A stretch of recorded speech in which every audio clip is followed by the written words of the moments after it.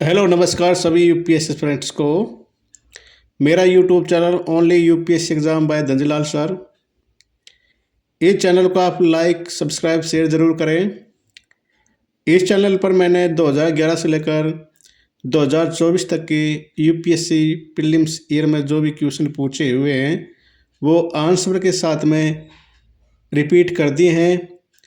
और मैं अब टेस्ट सीरीज करा रहा हूँ 2000 प्रीलिम्स के लिए 25 के लिए। और इस पे भी मैं मैपिंग करवाऊँगा इंडिया की। मैंने मतलब आप यूँ कहे तो 25% मैपिंग करवा दी है। और उसमें मैंने किस समय और किस साल किस राज्य का निर्माण हुआ था, क्योंकि यूपीएससी ने यहाँ से भी क्वेश्चन पूछा था, वो भी मैंने करवा दिया है।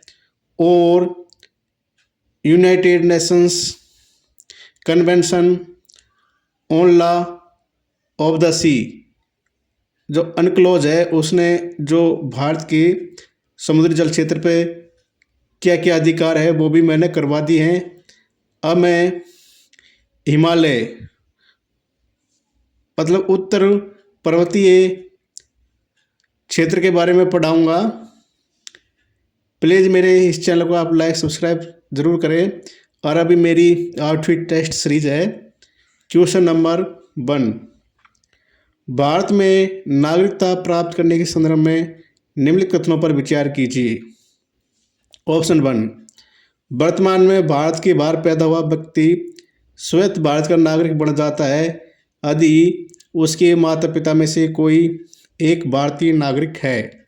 ऑप्शन 2, देशीकरण दोबारा नागरिकता प्राप्त करने के लिए आवेदन करने वाले व्यक्ति के पास भारत में बोली जाने वाली किसी भी भाषा का पर्याप्त ज्ञान होना चाहिए। विपरीत कथनों में से कौन सा सही है?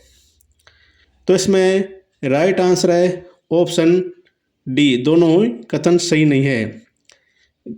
देशीकरण दोबारा मतलब अगर किसी देश को भारत में मिलाया जाता है, किसी दूसरे देश के क्षेत्र को भारत में मिलाया जाता है, तो उसमें किसी भी पर्याप्त भाषा ज्ञान होना जरूरी नहीं है, उसे नागरिकता मिल जाती है। इसलिए ऑप्शन 2 गलत दे रखा है, क्योंकि इसमें भाषा का ज्ञान होना जरूरी है, ये गलत है। क्वेश्चन नंबर ऑप्शन 1 इसलिए गलत है क्योंकि भारत के बाहर पैदा हुआ व्यक्ति भारत का नागरिक स्वयं नहीं बनता है, उसे जो दूतावास है उसमें नागरिकता के लिए अप्लाई करना पड़ता है या सरकार के जो सेंटर है वहाँ पर आवेदन करना पड़ता है। नेक्स्ट क्वेश्चन, किसी विदेशी क्षेत्र के भारत का हिस्सा बनने पर वहाँ के लोग भारत के नागरिक होंगे, यह निर्दिष्ट करने की शक्ति किसमें निहित है? ऑप्शन ए केंद्र सरकार, ऑप्शन बी संसद, ऑप्शन सी भारत निर्वाचन आयोग, ऑप्शन डी उच्चतम न्यायालय। तो ये शक्ति केंद्र सरकार के पास में है, तो इसमें राइट आंसर है ऑप्शन ए, केंद्र सरकार के पास में। नेक्स्ट क्वेश्चन, क्वेश्चन नंबर 63, 1784 के पिट्स इंडिया एक्ट के संदर्भ में निम्नलिखित कथनों पर विचार कीजिए। ऑप्शन 1, इसने ईस्ट इंडिया कंपनी के निदेशक मंडल को भारत में राजनीतिक मामलों का प्रबंधन करने की अनुमति दी। ऑप्शन 2, भारत में कंपनी के क्षेत्रों को पहली बार भारत में ब्रिटिश क्षेत्र कहा गया। विपरीत कथनों में से कौन सा सही है? तो इसमें राइट आंसर है ऑप्शन बी, जो ऑप्शन 2 है वो सही है। भारत में कंपनी के क्षेत्रों को पहली बार भारत में ब्रिटिश क्षेत्र कहा गया। जबकि इसमें ऑप्शन 1 गलत है, क्योंकि इसने ईस्ट इंडिया कंपनी की जो निदेशक मंडल है वो राजनीतिक मामलों का प्रबंधन नहीं करता था, वो वाणिज्यिक मामलों का प्रबंधन करता था। और जो राजनीतिक मामलों का करता था वो डायरेक्टर ऑफ कंट्रोल करता था। नेक्स्ट क्वेश्चन, और साथियों आप ये 1784 का जो अधिनियम है इसको ज़रूर देखें और अच्छी तरह से पढ़ें। वैसे सभी अधिनियम जरूरी है आपके लिए। क्वेश्चन नंबर 64, भारतीय संविधान के अनुसार निम्नलिखित में से किस श्रेणी का व्यक्ति 26 जनवरी 1950 को भारत का नागरिक बनने का पात्र होगा, योग्य होगा। इसमें एक व्यक्ति, ऑप्शन ए, एक व्यक्ति जो स्वतंत्रता से ठीक पहले 5 वर्ष तक भारत में रहा हो। ऑप्शन बी, एक व्यक्ति जो 1 मार्च 1947 के बाद भारत से पाकिस्तान प्रवास कर गया हो लेकिन बाद में फिर पुनर्वास के लिए भारत लौट आया हो। ऑप्शन सी, एक व्यक्ति जिसके माता पिता का जन्म अविभाजित भारत में हुआ हो और जो 26 जनवरी 1950 से पहले पाकिस्तान से भारत आ गया हो। ऑप्शन डी, एक व्यक्ति जिसके माता पिता का जन्म भारत के विभाजन के बाद भारतीय क्षेत्र में हुआ हो, वह अव्यक्ति तौर पर भारत के बाहर रह रहा हो। तो इसमें राइट आंसर है ऑप्शन बी, जो एक व्यक्ति जो 1 मार्च 1947 के बाद भारत से पाकिस्तान प्रवास कर गया हो लेकिन बाद से मैं फिर पुनर्वास के लिए भारत लौट आया हो, वो व्यक्ति भारत का नागरिक बनने का पात्र होगा 26 जनवरी 1950 को। ठीक है, उस डेट को। अभी अलग से रूल है। नेक्स्ट क्वेश्चन 30 मीटर टेलीस्कोप परियोजना के संदर्भ में निम्नलिखित कथनों पर विचार कीजिए। ऑप्शन 1, यह भारत, कनाडा, चीन, जापान और संयुक्त राज्य अमेरिका की संयुक्त परियोजना है।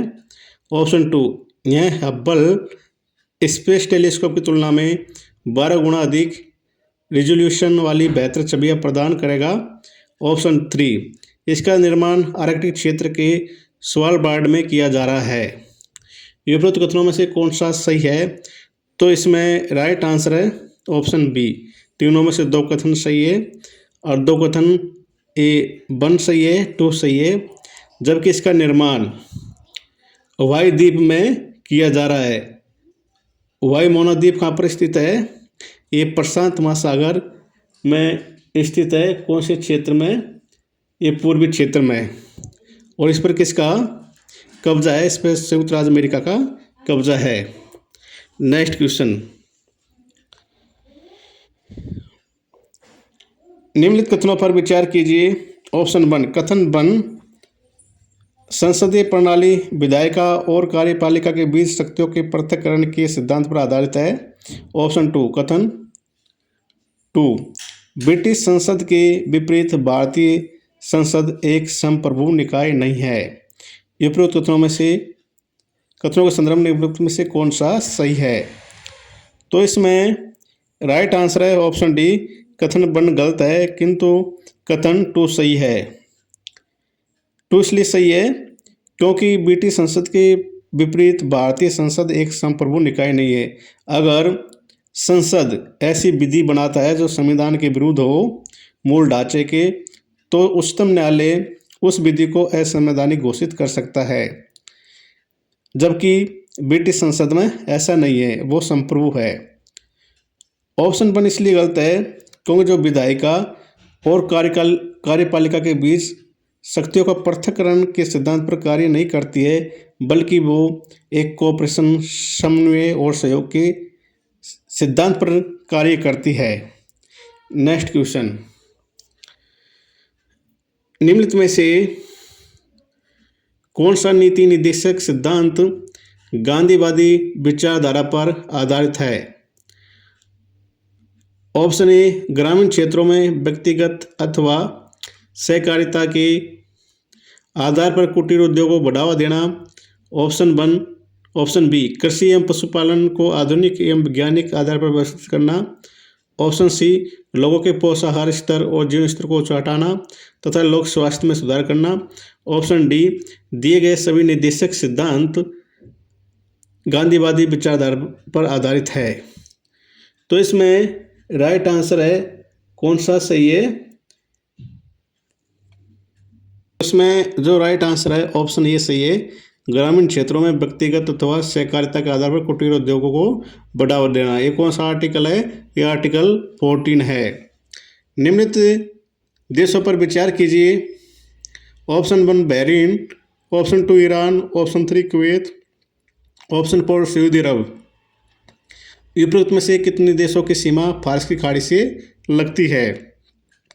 तो इसमें राइट आंसर है ऑप्शन डी, चारों कथन ही सही है। एक बार मैं फारस की खाड़ी दिखा देता हूँ कहाँ पर है। ये फारस की खाड़ी है, कौन सी है? ये फारस की खाड़ी है। फारस की खाड़ी और गल्फ ऑफ ओमान दोनों के बीच में कौन सी संधि है? हॉर्मुज जल संधि है। और इस फारस की खाड़ी से लगने वाले देश है यूएई, सऊदी अरब, बहरीन और कुवैत, कतर और इराक और ईरान। ठीक है, ये कन्फर्म हो गया आपको।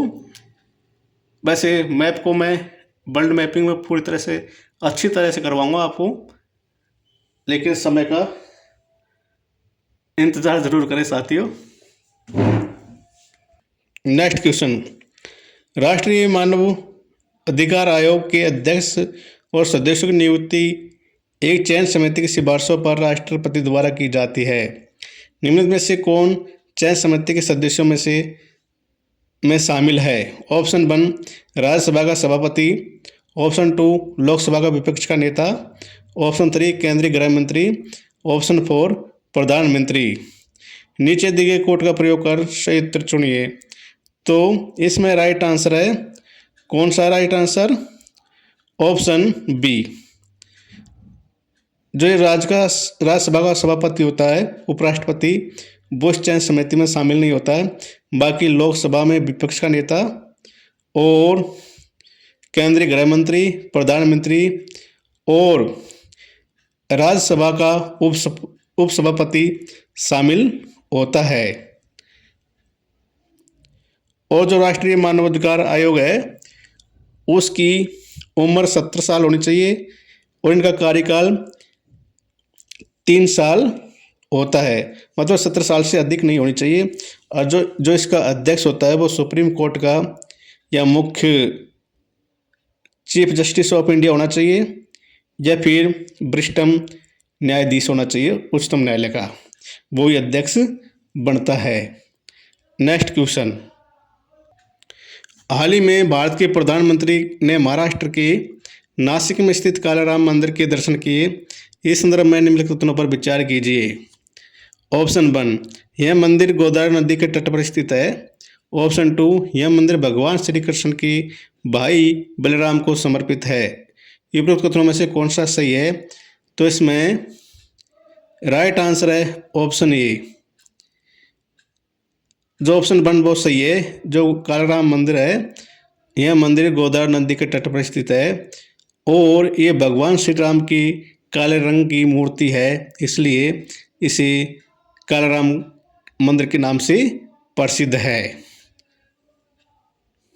तो हेलो साथियों, आज मैंने टेस्ट सीरीज 8 करवा दी है। कल मेरी टेस्ट सीरीज नेक्स्ट आएगी। प्लीज़ आप मेरे इस YouTube चैनल को लाइक्स और सब्सक्राइब शेयर ज़रूर करें। Thank you so much. जय हिंद, जय भारत।